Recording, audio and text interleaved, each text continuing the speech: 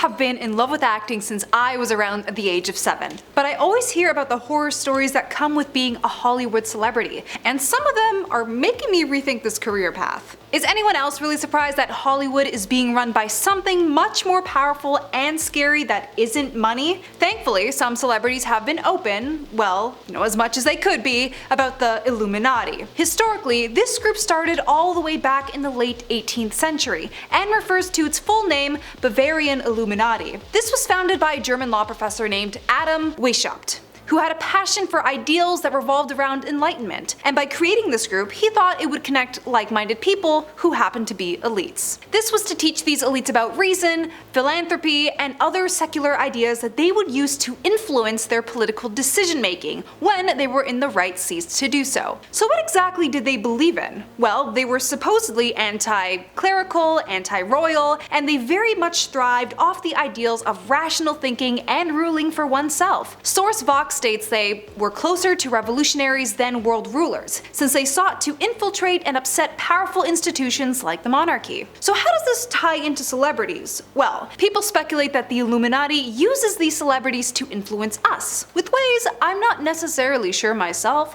but definitely comment down below on how you think so. Some artists such as Jim Carrey, Cat Williams, and Jeffree Star have spoken about their own thoughts on the group. Whether they were joking for clout or actually speaking the truth, who knows? Jim Carrey had made an appearance on Jimmy Kimmel Live in 2014, to which he made the infamous signal of the triangle-shaped hand with his tongue hanging out. Jimmy pointed it out and said, "What is that? Is that a gang sign?" To which Carrey responds with, "Oh, like, you don't know what it is? You don't know what it is? You don't know. Jimmy Fallon doesn't know. David Letterman doesn't know. All the comics and show business don't know what this is. Come on, Jimmy." Jim Carrey clarifies that it's the secret symbol of the Illuminati, clearly mocking it and making fans wonder if it was a scripted stunt. Cat Williams' story on the case was a bit more of a personal experience, where he had called out Ludacris recently and the Illuminati during one of his interviews. He spoke in the interview with Clay Clay that the Illuminati group allegedly paid Ludacris millions of dollars to produce 20 films, he states. So there was a crossroads where we were both invited to Illuminati thing,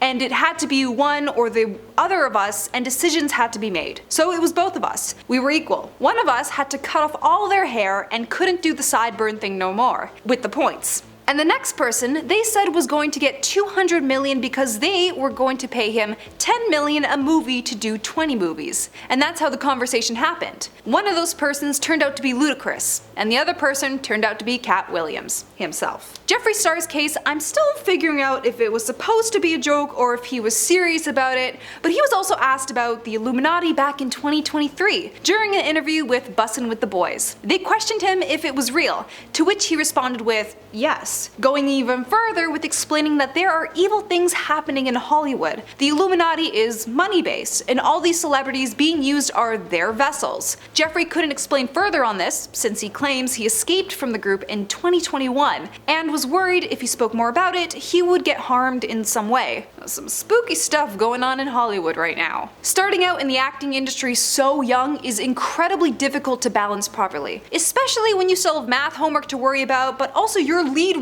starring role in a movie at 8 AM the next day. Demi Lovato becomes candid with us on her experience in her documentary, Child Star, explaining how it was very healing for her to make this movie and talk about the struggles she went through. She begins her statement with, "Going back and acknowledging my struggles was honoring my inner child and holding space for my younger self that didn't get to live a normal childhood in my younger years." Demi says that she's had her face in front of a camera since the age of 7. At 7, I was still playing Club Penguin and begging my mom to let me unbox my collectible Barbie dolls. She had a whole career in her single digits. Demi claims because of this, however, she developed a lot of issues revolving around her body image and self-esteem. Camp Rock was the skyrocketing pivotal moment in her career, and only being 15 years old at that. But during this time, she was bullied immensely, that actually carried on from her time on Barney and Friends. They had signed a petition saying that I should hurt myself, and it was passed around and people signed it, she claims, but also stated that this just fueled her motivation even more. Her older documentary, Simply Complicated, goes into a deeper story of how she survived a dangerous environment with her biological father,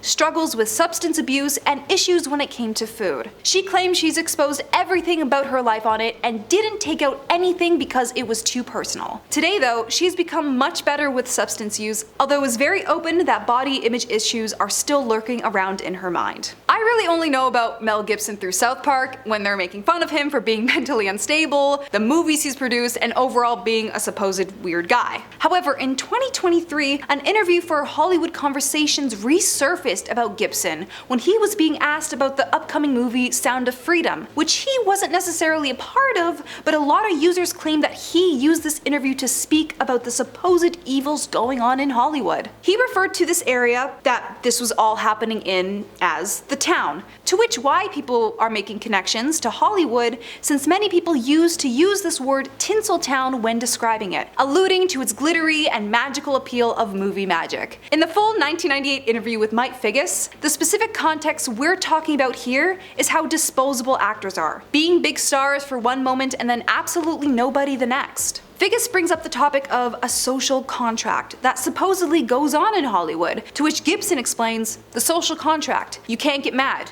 You can't get mad. You can't let it get to you because you have to make a deal with everyone else, and it's almost unspoken that you are going to be effed over at some point by people who you may have done something nice for, and it may happen that by circumstance or even very purposely. He also goes on to explain that this town loves it when fresh, new faces come into the scene, and they will pretty much take over. But then he states it eventually gets to you that you can't get away from certain attitudes, from certain modes of behavior. Gibson even describes his experience with it, saying he started growing paranoid and suspicious of these behaviors when he first started out that he didn't understand. He says, I formed a bunch of opinions about the town and about the people in it that were like, surely that couldn't be, because a whole place can't be like, Weird Town.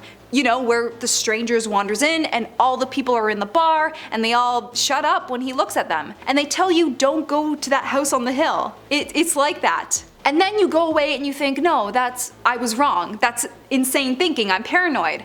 I imagine that stuff. That couldn't be the reason for why so-and-so was acting like that, could it? And then you find out later on the track that you were exactly on track with a lot of this stuff. Of course, due to a lot of legal reasons, he can't explain further about this, much like Jeffree Stars' case, because who knows who's watching these interviews and who's literally there on the set monitoring everything you say. The acting industry has gotten better for the most part when it came to body inclusivity, but when it comes to the early 2000s and squirming its way through the mid-2010s, it wasn't the best place to be when everything revolved around how thin or muscular you looked. Jennifer Lawrence has been one of these celebrities who was quite vocal about the issue, especially when it came for women. She says, I think we've gotten so used to being underweight that when you are at a normal weight, it's like, oh my god, she's curvy, which is crazy. My own views were skewed that for the longest time, I thought Harper from Wizards of Waverly Place was overweight. Looking back on her clips now, she's literally at the perfect weight. Jennifer talked about the issue she was put under when it came to her roles, especially Hunger Games, where she was asked about how much weight she was going to lose for the role. She was firm in her responses by saying, I'm never going to starve myself for a part. I don't want little girls to be like, oh, I want to look like Katniss, so I'm gonna skip dinner. I was trying to get my body to look fit and strong, not thin and underfed.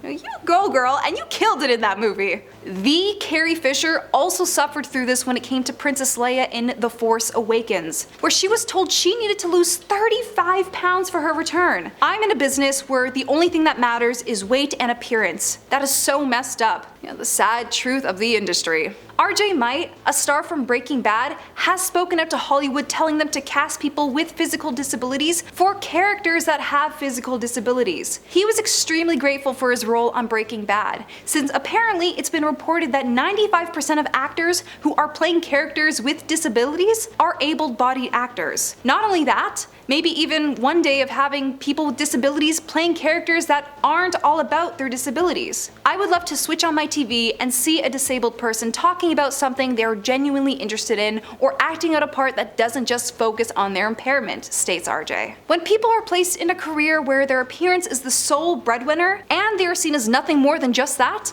a lot of things will go down when it comes to sexism issues on set, especially when we're revisiting the whole Hollywood is terrified of women growing old issue. Actress Yeoh even called them out with her Oscar award for Best Actress speech. Ladies, don't let anybody tell you you are ever past your prime. Never give up. Look at Meryl Streep, for example. She's absolutely rocking the waters with her roles as an older woman, and she is one of my biggest inspirations. It's not turquoise, it's not lapis, it's actually cerulean. Was anyone else a fan of Charlie's Angels? I personally loved it, with the image of insanely beautiful women kicking absolute butt on screen. Some people, however, do not feel the same way, and have good points as to why they don't. Actress Thandie Newton was originally supposed to star in the 2000 version of Angels, but dropped it because she felt objectified on set. She claims she was asked to play a racial stereotype on top of the objectification, where the co-chairman of the movie, Amy Pascal, who produced for Sony Pictures, told her to make her character more believable by getting up onto a table and start shaking her booty. Pascal denies this, however, not having any recollection of the event. The director himself, Joseph Nicole, or McG for short, explained to her the opening shot in a rather distasteful way. I can't wait for this. The first shot is going to be, you're going to think it's like yellow lines down a road,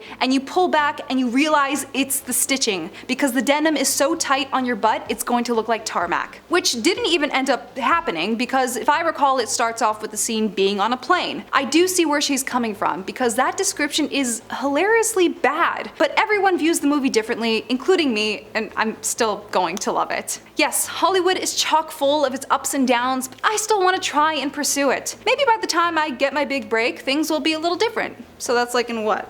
40, 50 years if I'm really lucky? Thank you all so much for watching. I hope you enjoyed this as much as I did, and as always, I'll catch you later, my little starlets.